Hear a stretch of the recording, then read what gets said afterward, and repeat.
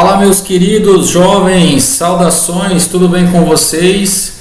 Bressan aqui falando para mais uma aulinha de matemática pré-cálculo, né? Hoje aqui uma tarde carrancuda de sexta-feira, né?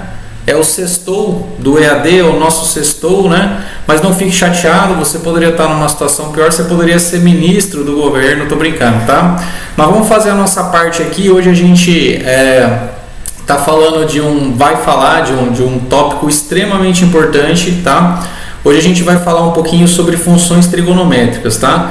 Então, as funções trigonométricas é até difícil de comentar assim a quantidade de aplicações, né, que isso tem. Assim, as funções trigonométricas elas estão relacionadas com ângulos, movimentos de rotação, inclinação, com geometria, movimentos, sei lá, oscilatórios, né? Tipo, aparece muito em física, função harmônica, até em física quântica, né? Tem uma equação famosona de um cara que um físico chamado Schrödinger, né? Que estudou o comportamento do elétron, tem até o negócio do gato lá. As soluções da equação dele são funções tipo trigonométricas, assim, né? Funções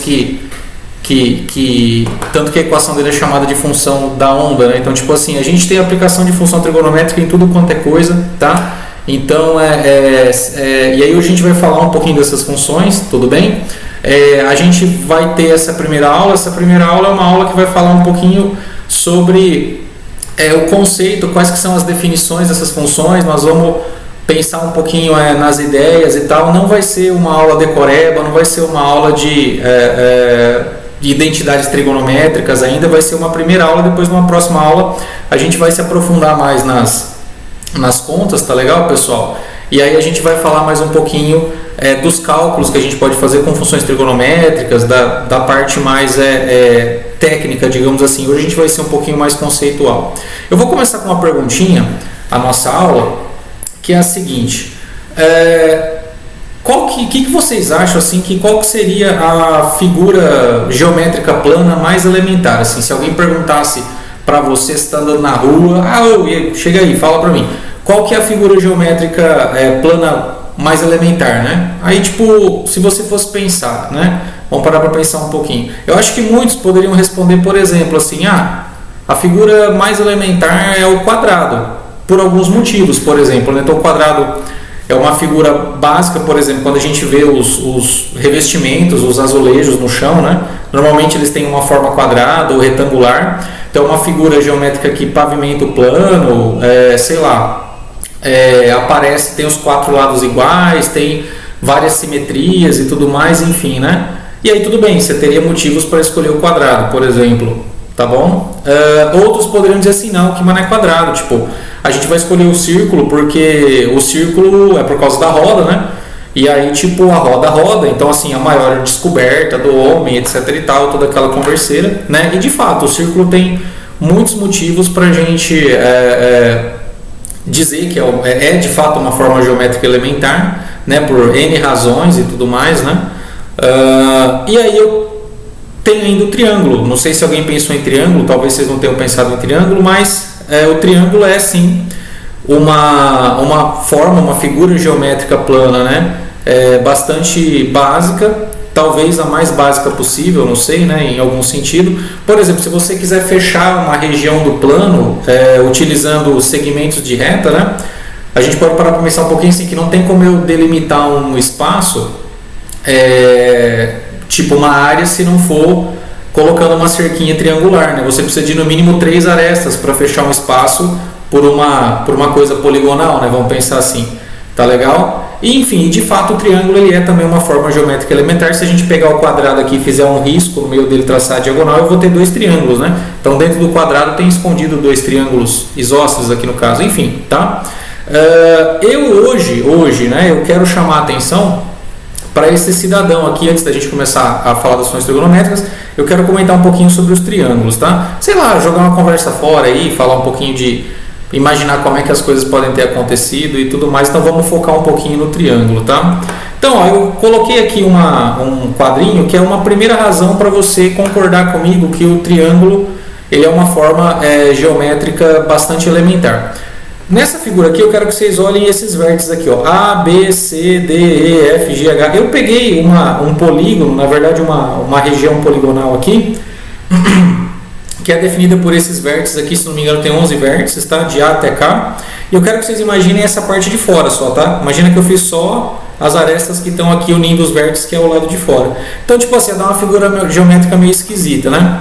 Então, veja, essa figura geométrica aqui, ela pode ser decomposta como uma união de triângulos, tá vendo? Então, se eu traço as arestas aqui, tá vendo? Liguei o BK, peguei o BJ, o JC, tarará, fui fazendo aqui, e a região original, ela foi decomposta, tá vendo aqui, ó, como uma união de regiões triangulares, tá vendo? É um monte de triângulo.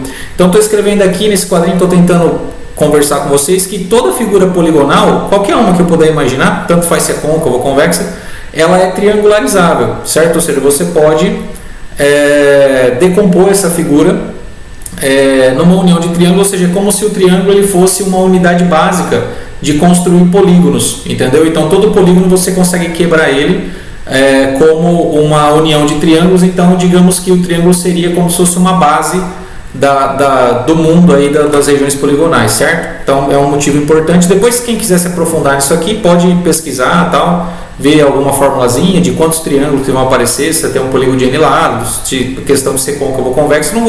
Não é meu objetivo falar disso, eu só estou jogando conversa fora. Que mais, pessoal? Ó, tem uma coisa bem bacana que assim, que se a gente pensar no caso, vamos pensar no caso da roda. Alguém deve ter pensado assim, o círculo é muito elementar por conta da roda, né? Como a descoberta, então a gente pôde fazer carrinhos e colocar pesos em cima e rolar essa coisa com menos esforço. Então veja, a partir do momento que se quis rolar uma coisa, muito provavelmente, né, sei lá, uma certa carga, as pessoas da antiguidade podem, sei lá, ter tido vontade de colocar elas numa altura superior. E para isso, eventualmente, eles construíram uma rampa. Então eu tentei fazer aqui o desenho de uma rampa, né? E aqui eu fiz um esquema de passar uma carga que está no nível mais baixo, né? Fiz aqui esse risquinho para denotar que é o chão, igual a gente faz lá na física.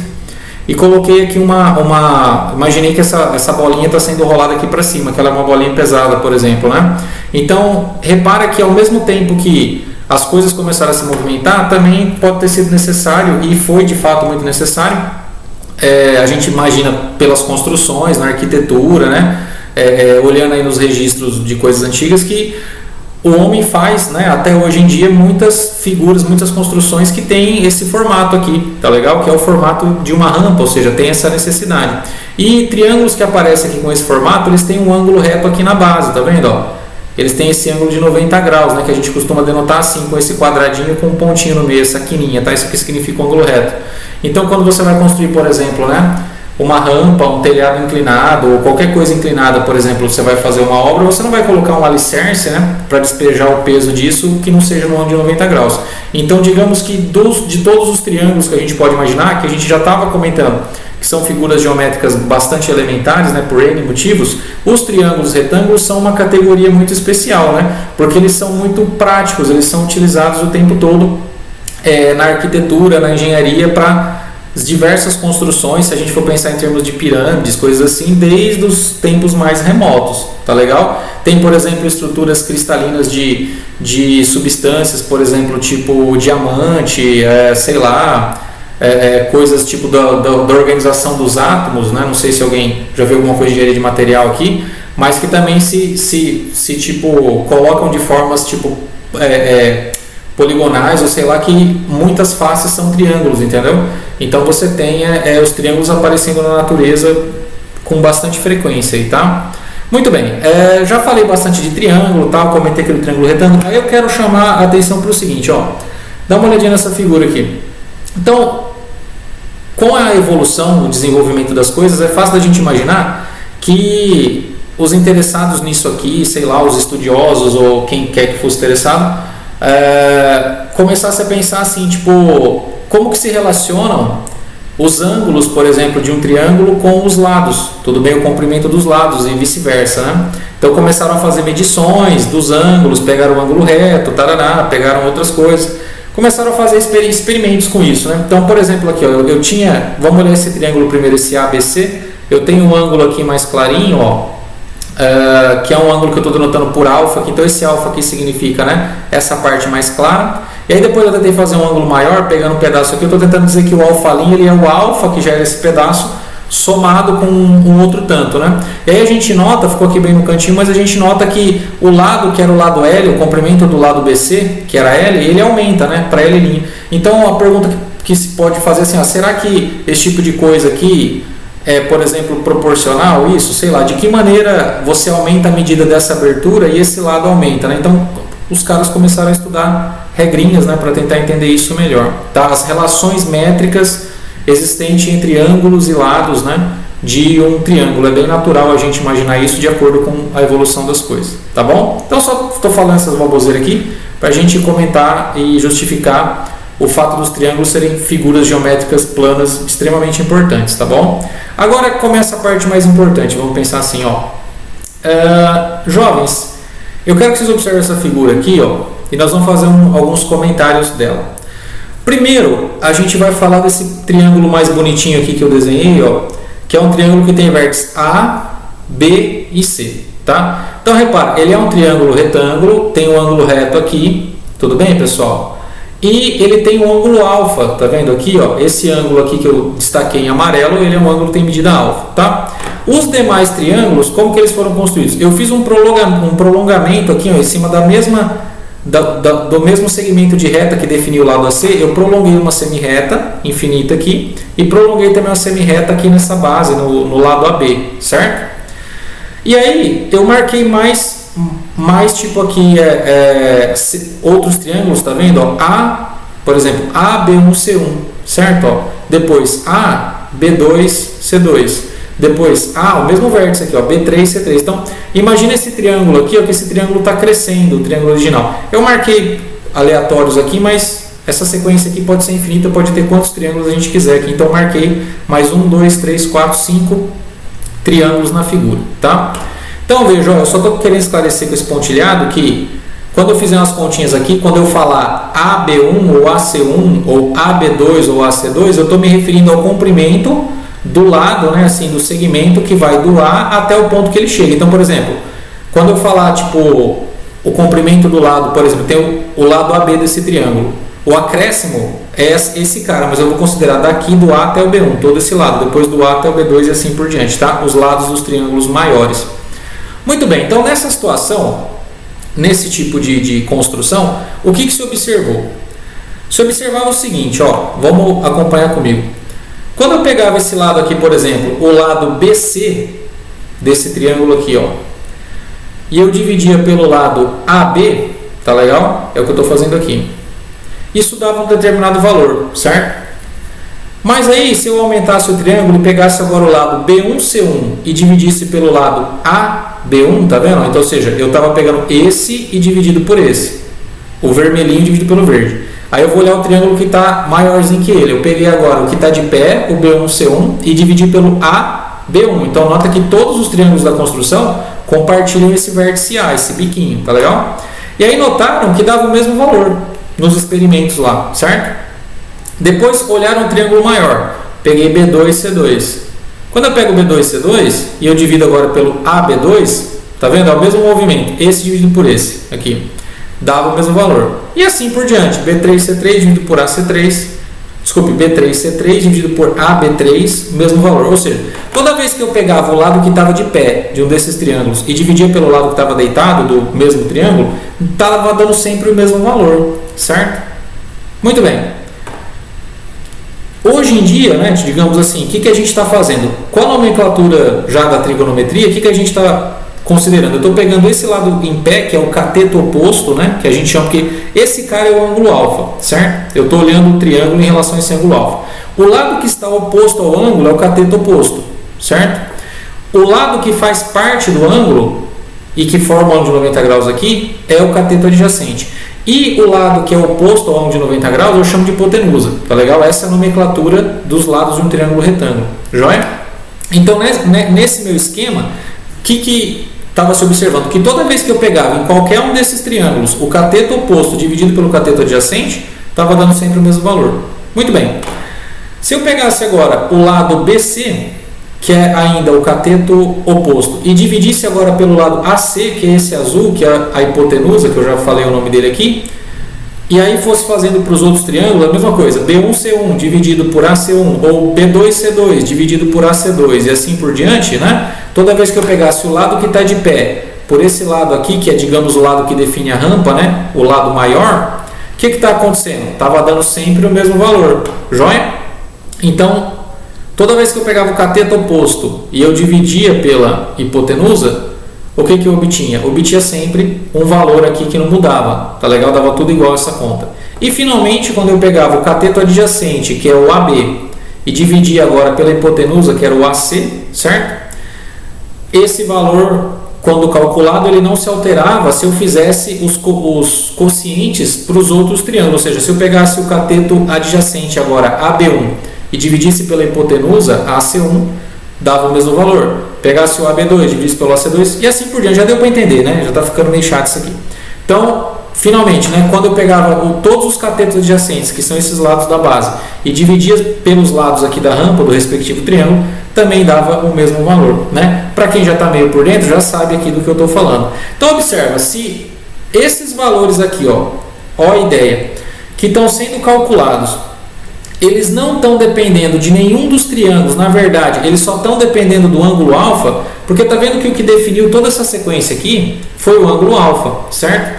A gente vai falar que esses triângulos aqui, eles são todos triângulos semelhantes, tá? Isso é o nome que se dá para esses triângulos, porque eles têm todos os ângulos internos iguais, tá vendo? Ó, o alfa é o ângulo comum de todos têm um ângulo de 90 graus, e esse ângulo aqui, ó, no vértice C, no vértice C1, no vértice C2, C3, também é tudo igual. Então essas relações aqui, elas são bem tranquilas, tipo hoje em dia, né? Mas eu estou falando do ponto de vista, estou tentando pegar, sei lá, a ideia da definição da função, tá?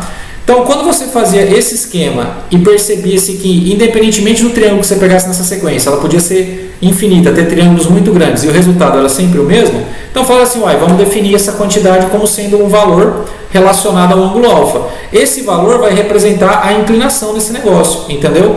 E baseado nesses três quocientes, nessas três maneiras de ver a proporcionalidade dos lados, vamos assim dizer, definiu-se hoje o que a gente chama das funções seno, cosseno e tangente. Então veja, o que é a tangente do ângulo alfa? A tangente do ângulo alfa, olhando no triângulo retângulo, é o cateto oposto dividido pelo cateto adjacente. O seno do ângulo alfa é o que? O cateto oposto dividido pela hipotenusa. E o cosseno do ângulo alfa foi definido como cateto adjacente dividido pela hipotenusa. Eu coloquei essa exclamaçãozinha aqui para vocês entenderem o que está por trás desse negócio, porque veja, esse valor, tá vendo? Ele pode ser calculado de infinitas maneiras, tá vendo? Para cada um desses triângulos, ou seja, é uma constante que não depende do que? Não depende dos triângulos que estão sendo considerados aqui. E isso vale para os três, tá legal? Por isso que aqui não tem assim, tangente do triângulo 1. É tangente só do alfa, entendeu? Por isso aqui não tem seno do triângulo 3, tá entendendo? Porque é só o seno do alfa, porque esse carinha aqui, ó, é que determinou esses três valores de uma maneira única, joia? E isso é verdade. Então aí a gente tem já uma primeira ideia de como que você faz, né, digamos assim, obtém valores de seno, cosseno e tangente, aqui ficou fora da ordem, né? Olhando, por exemplo, em triângulos retângulos, que é uma coisa que a gente sabe, tá? Muito bem. Agora, o que aconteceu? Ó, eu peguei o cosseno do alfa e como que ele foi definido pela ideia anterior? Você pega um triângulo retângulo que tem um ângulo alfa e faça cateto adjacente dividido pela hipotenusa.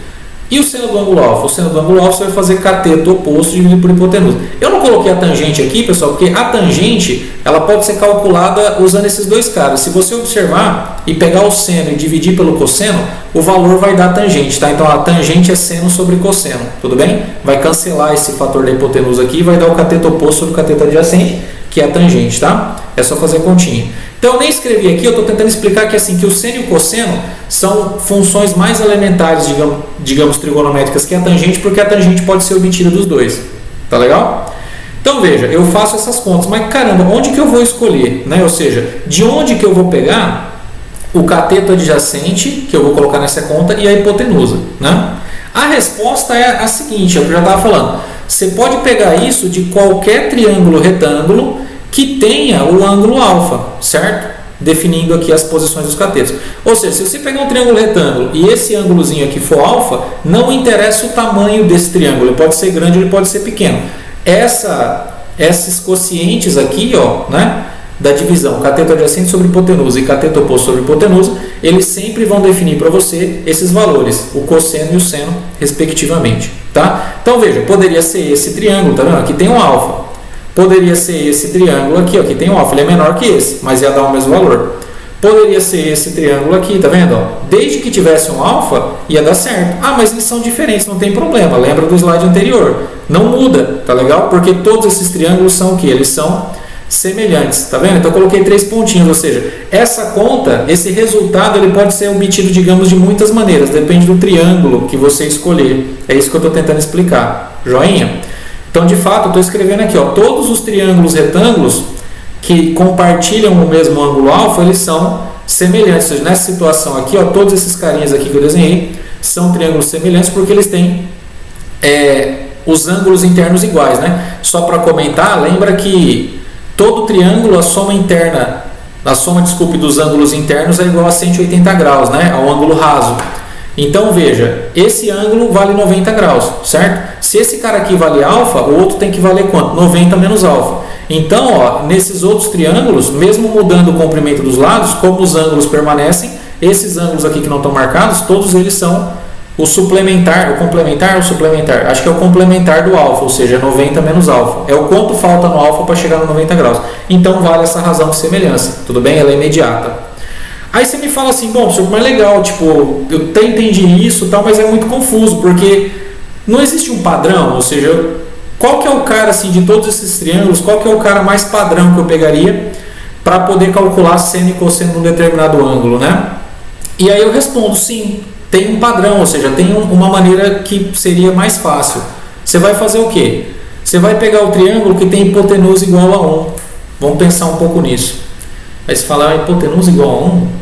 Hipotenusa igual a 1, tá? Porque de todos esses triângulos aqui, ó, tem infinitos, né? Eu vou até voltar no meu slide anterior, tá vendo? Tá vendo aqui, ó? Tem uma cacetada de triângulo, ó, um monte. Um desses aqui, ó, quando você sair do A e chegar num ponto aqui, vai dar um comprimento exatamente 1, tá? E esse triângulo, ele pode ser adotado como padrão, digamos assim, para fazer esse tipo de conta, tá? Mas por que isso pode acontecer, ó? No fundo é isso que está acontecendo. Eu vou tentar explicar meio assim, ó. Vamos olhar todos esses números aqui, ó. Vamos pegar 4 sobre 2, certo? Quanto que é 4 sobre 2? É 2. Quanto que é menos 6 dividido por menos 3? Também é 2. Quanto que é 0,9 dividido por 0,45? Também é 2. Quanto que é 2 dividido por 1? É 2. Quanto que é 3,6 por 1,8? É 2. Quanto que é 2π sobre π? É 2, tá vendo? Você tem um monte de maneira de escrever tipo o número 2 como se fosse uma fração, certo? Que é o que eu estou fazendo aqui, ó. Tá entendendo?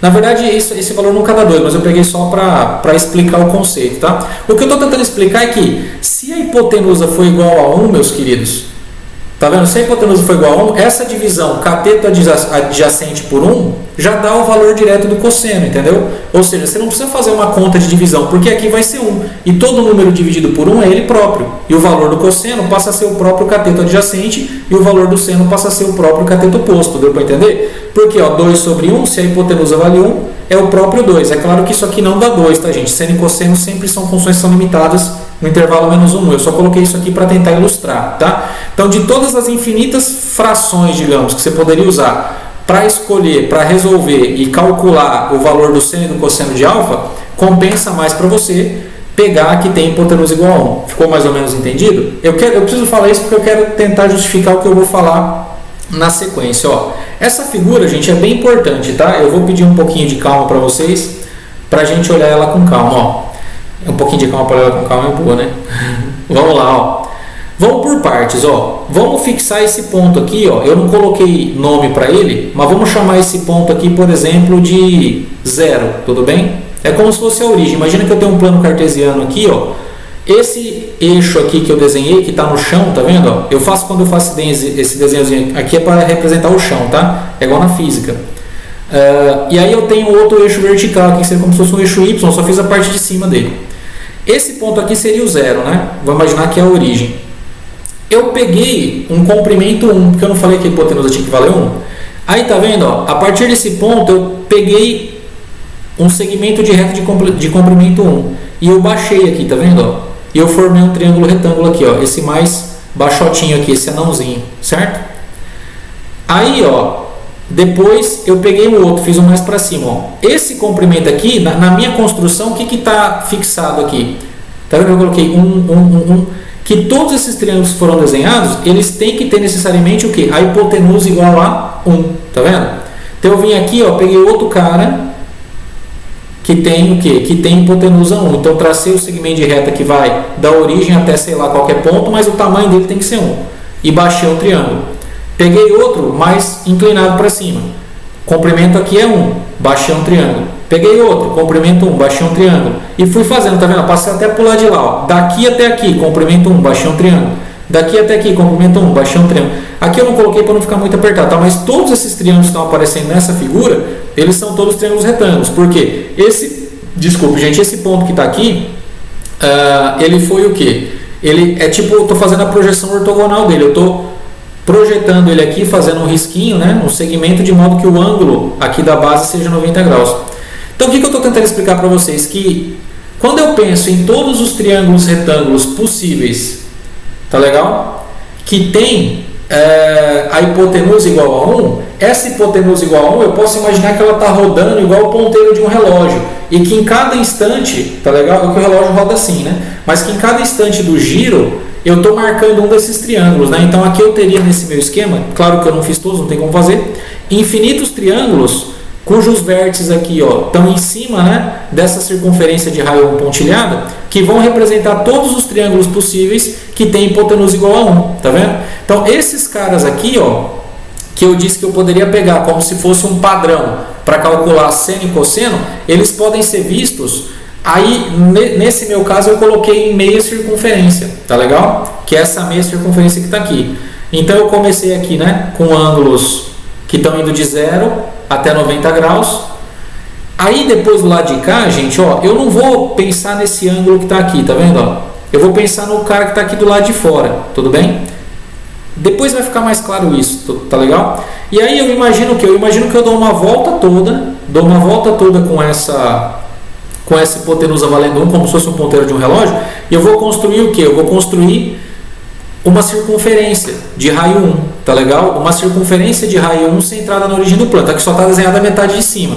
Então eu estou imaginando que essa hipotenusa, ela deu a volta toda, imagina que aqui é o 0, e ela foi até 360 graus, deu uma volta toda, e aí eu vou construir o que? Uma circunferência de raio 1. Para cada ponto nessa circunferência de raio 1, eu vou ter um arco relacionado, que é o arco que sai daqui e bate até a hipotenusa que eu parei, certo? Então, se chegar até aqui é 90 graus, se vier do 90 até aqui, vai dar até o 180, depois de 180 a 270, aqui na parte de baixo, e de 270 a 360, tá? Essa construção, jovem, dessa circunferência de raio 1 centrada na origem, em que esses triângulos retângulos estão sendo considerados em cada ponto da circunferência, é um troço muito importante, chama ciclo trigonométrico, tá? O ciclo trigonométrico, pessoal, na minha opinião, é a maneira mais, digamos, intuitiva, assim, mais geométrica, da gente poder explicar ou da gente poder visualizar onde que vão aparecer as funções trigonométricas seno e cosseno, e depois a tangente também, a gente vai falar, tá? E eu vou explicar isso com um pouquinho mais de calma agora. Então vamos lá, pessoal. Ó. Então o que é o ciclo trigonométrico? Vamos começar. Agora eu fiz ele inteiro. Ó. Eu pego um plano, imagino que é tipo plano cartesiano, joia? Vou devagarinho, tá? Essa parte aqui de dentro vamos dispensá-la um pouquinho, vamos só olhar a circunferência. Então eu faço um plano cartesiano aqui e eu traço uma circunferência, ó, que tem raio 1, certo? Então ó, é 1 aqui nesse ponto, 1, tá vendo aqui também, ó, 1, 1. Qualquer ponto que eu pego aqui de cima dessa circunferência e faço a distância dele até a origem do plano, necessariamente dá um raio, e o raio é igual a 1, tá legal? Então tá vendo? O que é? Uma circunferência de raio 1 que tem centro na origem do plano, tá legal? Imagina que é o plano cartesiano mesmo. O eixo que vai ser chamado de eixo do cosseno é o eixo horizontal, que é esse cara aqui, ó, que estaria no lugar do eixo x, é o que é o eixo x, tudo bem? Mas quando você escreve o ciclo trigonométrico, o eixo x você chama de eixo do cosseno. E quando você olha o eixo vertical, que é esse que está aqui de pezinho, que seria o eixo Y, ele vai ser o eixo do seno. Já vai ficar mais claro isso, tá bom? Então veja, o que nós vamos fazer? Nós vamos pegar um arco que tenha comprimento alfa, tá? Vamos imaginar que esse alfa, a princípio, está sendo dado em graus, mas eu já coloquei aqui em R e no final ele vai ser dado em radianos. Então, esse arco, ó, vou imaginar que é esse cara aqui, ó, ele tem esse tamanho aqui. Então, eu vou sair daqui desse ponto, ó, desse pontinho que eu marquei com o X. Esse cara aqui, ó, é a origem do ciclo trigonométrico, é bem importante, tá? E eu vou marcar a abertura que é dada pelo alfa. Vamos supor que o alfa fosse, por exemplo, 52 graus, entendeu? Então, eu vou pegar, imagina o transferidor, aí eu vou andar aqui até 52 graus, e aí eu vou passar esse raio aqui, e esse arco, né, à medida que ele está fixado, ele vai definir um ponto aqui na bordinha aqui da circunferência, que eu chamo de P alfa, em cima da circunferência. Então, para cada arco alfa, tá vendo, ó, a gente vai, a partir do ciclo trigonométrico, marcar esse ponto P alfa. Só que tem um detalhe: se o alfa for positivo, nesse caso como eu peguei aqui, ele vai ser traçado no sentido anti-horário, que é o contrário do ponteiro do relógio. Se ele for negativo, ele vai ser traçado daqui para baixo. Então, gente, já começa aí a se acostumar que a gente vai falar de cosseno calculado para arcos positivos ou negativos, ou seja, número positivo ou número negativo, tá? Na próxima aula vai ficar mais claro, porque eu vou falar de medida de ângulo em radianos, eu não vou entrar nisso hoje para não ficar muito complicado, tá? Mas já guarda isso, que se o número alfa, o arco alfa, ele for positivo, ele é marcado obedecendo o sentido anti-horário, tá vendo? Ó, número positivo vem para o sentido anti-horário. Número negativo vem para o sentido horário, que é daqui para baixo. Sempre saindo dessa origem, tá? Não pode sair de outro lugar. Muito bem. Então veja, ó, depois que você marcou o alfa, né? Desculpa, depois que você considerou o alfa, você marcou esse ponto P alfa que eu já tinha comentado, você vai fazer duas coisas. Esse cara aqui, ó, esse ponto aqui, ele vai corresponder ao arco. E você vai projetar, tá vendo, ó, esse cara aqui no eixo de baixo, que é o eixo horizontal, e você vai projetar esse cara aqui no eixo vertical, nesse outro eixo aqui que está de lado, certo? No meu desenho. Essa coordenada x desse ponto aqui, ela é o valor do cosseno do alfa. E essa coordenada y desse ponto aqui, é o mesmo ponto, é o valor do seno de alfa. Então, o que eu estou dizendo, jovens? Isso que é importante guardar. Quando você tem o ciclo trigonométrico e você marca um ângulo, esse ângulo, quando ele está visto em cima da circunferência, que é a mesma coisa que marcar o ângulo em radianos, esse ponto que define o ângulo, as coordenadas x e y deles são exatamente o seno e o cosseno, tá bom? Por quê? Ó, dá uma olhadinha nesse triângulo aqui, ó, só para você se convencer. Olha esse triângulo aqui, ó. Esse cara eu não projetei aqui numa projeção ortogonal para obter a coordenada x fazendo um ângulo de 90 graus, ó. O que está acontecendo? Calcula pela regrinha que a gente aprendeu o cosseno do ângulo alfa. O que ele é? Ele é cateto adjacente dividido por hipotenusa. Tá vendo aqui a hipotenusa? Mas a hipotenusa vale 1, louco. A hipotenusa vale 1. Então, o próprio cateto adjacente é o valor do seno. Desculpe, é o valor do cosseno. Então, o que eu vou ter? Eu vou ter que o cosseno desse ângulo alfa é o próprio valor da coordenada x, porque a hipotenusa vale 1 na minha construção. Então, esse cara dividido por 1 é o próprio cara, que é o cosseno. Tá legal? E veja, quando você projeta aqui no eixo vertical, que seria o eixo y, olha que esse tamanho aqui, ó, é o mesmo tamanho desse cara que eu fiz pontilhado, que está no mesmo triângulo, tá vendo? Ó? Então, esse aqui é o tamanho desse segmento aqui, é o mesmo tamanho do segmento que é o cateto oposto ao alfa nesse triângulo aqui. Então, o que nós estamos dizendo? Se você pegar o cateto oposto agora ao alfa, está do lado de lá do alfa, cateto oposto ao alfa, e dividir pela hipotenusa, isso não é fazer o seno? Uai, mas a hipotenusa é 1, então esse valor aqui, dividido por 1, que é o próprio valor, é o que? É o seno, tá vendo? Ó, esse cara aqui é o seno. Então, gente, o que tem que guardar? Tem que guardar que no ciclo trigonométrico, se você sabe como funciona o ciclo trigonométrico, você consegue saber os valores, você visualiza, na verdade sim, você não vai, tipo assim, digamos, conseguir calcular com 50 casas decimais, por exemplo, um valor de seno de cosseno. mas você consegue saber muita coisa a respeito, por exemplo, de como que se comportam essas funções. Você enxerga o tamanho, tipo assim, você vai falar, cara, ó, esse arco aqui, ó, tá vendo? Esse arco alfa, o cosseno dele é essa distância, é igual à distância daqui até aqui, tá vendo? E o valor do seno é igual a essa distância, daqui até aqui. Então observe que para esse arco alfa que eu peguei, ó, o desenho não está muito bom, mas está vendo que o seno ele é um pouquinho maior que o cosseno, tá vendo? Isso aqui é um retângulozinho que está em pé, então esse lado aqui é um pouco maior que esse. Se a gente pegasse aqui exatamente, por exemplo, 45 graus, o valor do seno e do cosseno daria igual, que seria igual a raiz de 2 sobre 2. Tá entendendo? Então, tipo assim, você começa a entender melhor como é que funcionam as funções trigonométricas a partir de entender o ciclo trigonométrico, tá? Então, só para concluir, gente, ó, eu coloquei aqui meio por cima mesmo. Então, de novo, ó, depois que eu marco no ciclo trigonométrico, né, um arco alfa que define aqui um ponto em cima dessa circunferência, né, ou seja, para cada arco eu tenho um ponto e vice-versa, fazendo esse raio, né, que liga até a origem aqui. A coordenada do ponto P alfa no eixo horizontal é o cosseno, tá vendo aqui, ó, no eixo x é o valor do cosseno, e a coordenada do P alfa no eixo vertical é o valor do seno, tá legal? No eixo y. Então é assim que a gente vai definir seno e cosseno. Ah, professor, mas e se eu pegar e fizer aqui um ângulo que é maior, por exemplo, do que 90 graus, ou seja, eu peguei aqui para ser mais simples de entender, mas suponha que eu pegue um ângulo que está para cá, ó, ele está nesse quadrante aqui, tá vendo? O que vai acontecer? Se o ângulo estiver aqui, ó, se tivesse, por exemplo, né, um ponto P alfa aqui nessa região, você faria a mesma coisa, rebateria ele no eixo horizontal e rebateria no eixo vertical. Agora, observe o que? Que o valor do cosseno, como está para o lado de cá, tá vendo que aqui é menos 1? Ó, os números aqui são negativos. Então, ó, arcos que vão de 90 graus até 180 graus, o valor do cosseno está dando negativo, né? Exceto aqui no 90, que cosseno de 90 é zero, não tem comprimento. E o cosseno, bom, cosseno de 180 dá menos 1. Então fica claro, por exemplo, assim, se você não entendia por que cosseno de 180 graus é menos 1, se você entender o ciclo trigonométrico, fica mais claro. Por que seno de 90 graus vale 1? Porque 90 graus é exatamente o ângulo reto. Então você está em cima aqui, ó, do ponto 1, 0. Então seno vale 1, cosseno vale 0. Desculpe, cosseno vale 0, eu inverti, tá? E seno vale 1.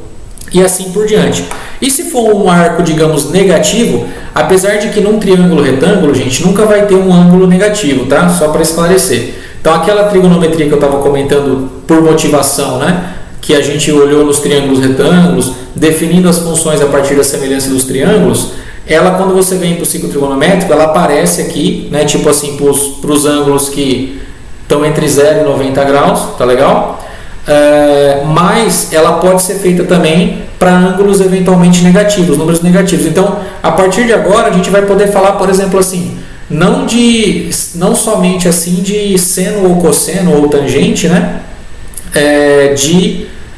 Um ângulo, assim, né? De uma abertura. A gente vai poder falar de um cosseno de um número, seno de um número negativo ou um número grande, tá? Então, por exemplo, um ângulo que seja maior do que 360 graus, que é 2π, que é uma volta toda aqui. O que você vai fazer? Você vai andar e depois você vai passar por cima. Assim, você vai fazer uma sobreposição em cima da própria circunferência. Tá? Então, gente, isso aqui foi mais para dar uma introdução para vocês do que é o ciclo trigonométrico. Tá legal? Aqui, ó, depois na outra aula eu vou comentar quando a gente passar aqui um eixo, né? Vertical aqui pela origem, tangenciando o ciclo trigonométrico aqui na origem, o prolongamento, né, desse segmento que a gente marcou aqui, o P alfa, até encontrar esse eixo que vai ser colocado, vai ser o valor da tangente. Então ainda vai ter aqui um eixo da tangente, que vai ser um eixo paralelo ao eixo Y, aqui seria o eixo vertical, só que passando por esse ponto aqui, tangenciando a circunferência nesse x, tá? Mas para não ficar muito puxado hoje, eu só dei uma introdução ao ciclo trigonométrico. Na próxima aula eu vou falar mais disso aqui, a gente vai fazer exemplos aqui, né? Para valores aqui tipo negativos ou valores maiores que 360 para mais de uma volta, né? E aí nós vamos também, só usando o ciclo trigonométrico, a gente vai conseguir entender, deduzir muitas identidades trigonométricas que vão ser úteis para a gente na hora de fazer os cálculos com expressões que apareçam essas funções trigonométricas. Tá legal, pessoal? Bom, eu achei que eu consegui falar, não sei, fiquei com medo de estar meio confuso, mas eu acho que deu para entender. Essa é uma primeira aula mais conceitual, qual que é a definição das funções seno e cosseno, e começar a pegar a manha do ciclo trigonométrico, né? Seno, cosseno e tangente, perdão. E o ciclo trigonométrico, assim, talvez num primeiro momento seja um pouco desconfortável. Fala assim, professor, não entendi direito e tal. Mas, gente, é assim mesmo, tem que bater em cima, vão vir mais aulas, eu vou explicar mais isso para vocês, né? E também, assim, tem que ir devagarinho para ir digerindo, né? Assim, não adianta olhar isso aqui e falar, não, é muito difícil, eu vou fazer outra coisa, né? Aí, infelizmente, talvez não entenda direito e aí possa ter dificuldade quando precisar fazer uma prova, alguma coisa assim, tá? Mas vamos bater em cima, ter um pouquinho de paciência que a gente aprende essas coisas. É isso, pessoal, tá? Então, uma aula mais conceitual. Na próxima aula, exercícios e mais continhas pra gente. Um beijo pra vocês. Até mais. Acho que hoje eu falei demais, eu tô muito tagarela, tá? Falou, gente. Tchau, tchau.